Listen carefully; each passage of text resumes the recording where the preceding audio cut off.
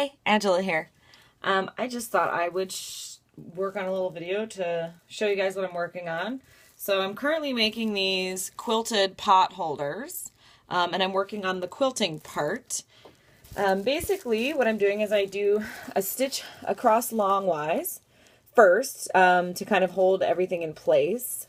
And then I'll do a side stitch here and another stitch here along the first one, parallel. And then I come back and I start doing a few stitches this direction. The reason is if you do them all one way first and then try to do them all the other way, it'll bunch the fabric up when you go to stitch it, and it gets all folded over itself and kind of weird. So I mark my lines also with this ruler, and I use it to actually be the spacer because it's about 1 inch wide.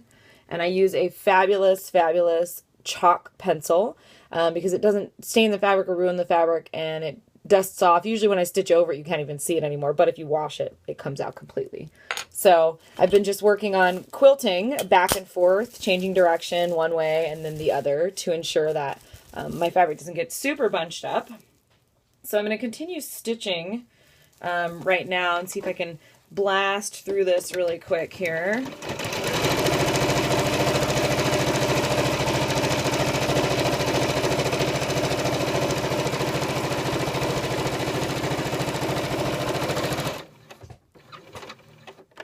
And so when I get to the end, I just pull and cut. I don't go back and forth. I don't need to reinforce the stitches on the ends because what I'm going to do is eventually when you stitch, the edges get a little off where the fabric isn't covering. So I will cut each edge to be straight.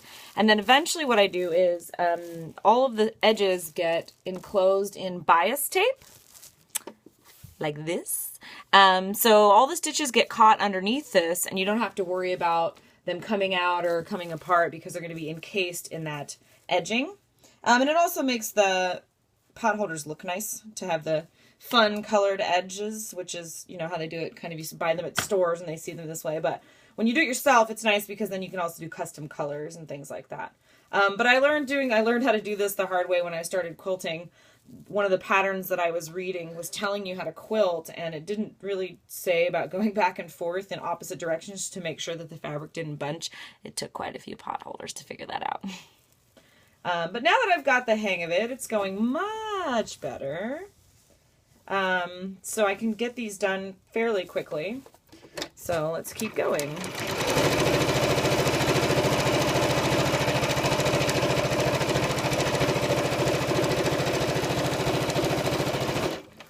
And that's it, basically. I just go back and forth each side and cut it, and then you get a fabulous finished product. Here, I'll show you. So I've been working on some of these really awesome ones with nerd fabric, so you can see the nice edging. This is a Legend of Zelda stained glass window print that I found. That's really cool. So, and then you stitch a little loop in there so if someone wants to hang them by their stove or whatever. So I did these ones with the round edge. And then I found that actually that wasn't as nice. Again, trial by fire, since I'm not really using a pattern, I'm just trying to figure this out. So after doing the round edges, I started doing these folded quilt edges, and these were much nicer. So if you see, the corner is super nice. The stitching is much more even. All I did was pinch the bias tape, and I can show you guys that in another video, but I pinched the bias tape and just folded it and sewed it down. But the edge is much nicer. If you look, I'll show you the round one again up close. When you do these rounded corners, even after ironing it, it doesn't always stay nice and round.